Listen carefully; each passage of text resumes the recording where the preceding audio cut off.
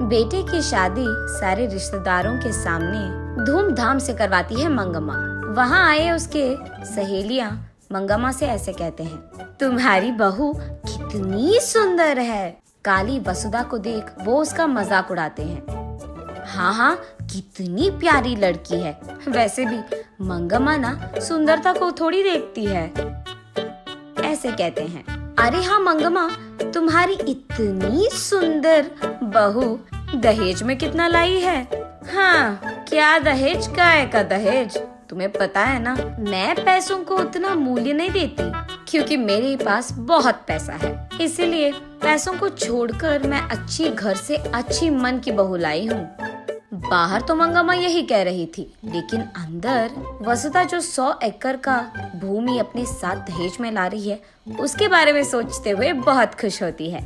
तू तो जल रही है कि मुझे बहुत अच्छी मन की बहू मिली है, ये कहकर मंगम्मा वहाँ से चली जाती है। कुछ दिन बाद मंगम्मा की सहेलियाँ वहाँ आते हैं। अरे रे, क्या हुआ मंगम्मा, इतनी अच्छी मन की बहू को इतना उल्टा सीधा कह रही हो? ऐसा क्या हो गया? हाँ, अच्छे मन को क्या खा जाऊंगी मैं? इसके बाप ने मुझे वचन दिया था कि वो 100 एकड़ का भूमि देगा मुझे, लेकिन शादी के बाद तो उसने सिर्फ 50 एकड़ दिया है, कुत्ता कहीं का। और मैं यहाँ सपने बुन रही कि इसके लाए हुए 100 एकड़ से मैं इस गांव का जमींदार बन जाऊंगी, लेकिन जैसे मैंने सोचा वैसे कुछ नहीं हुआ। ऐसे वो अपने सहेलियों के साथ उसका पूरा गुस्सा कह देती है। ये सब सुनकर मंगम्मा की सहेलियां अंदर ही अंदर बहुत खुश होते हैं और ये सोचते हैं कि अच्छा हुआ, इसको तो ऐसे होना ही था। लेकिन बाहर तो वो ऐसे कहते हैं, अरे रे मंगम्मा, चलो जो हो गया सो हो गया। वैसे इतनी अच्छी मन की भोली बहू और इतनी सुंदर बहू पाने के लिए ना लिखा होना चाहिए तुम्हारे जैसे। ऐसे हंसते हुए उसका मजाक उड़ाकर वहाँ से चले जाते हैं। छा, इस बहू के कारण ये लोग भी मेरा मजाक उड़ा रहे हैं, ऐसे चिढ़ जाती है। उसके कुछ दिन बाद मंगम्मा की एक रिश्तेदार उसके घर आती है। क्यों मंगम्मा, कैसे हो तुम? माफ कर देना, मैं तुम्हारे बेटे की शादी में नहीं आ पाई, लेकिन बहू को तो दिखा दो, ऐसे कहती है। ठीक तभी वहाँ वसुधा को गुजरते हुए देख मंगम्मा, कौन है ये अति सुंदर लड़की? तब मंगम्मा जो कुछ भी हुआ उसे बताती है।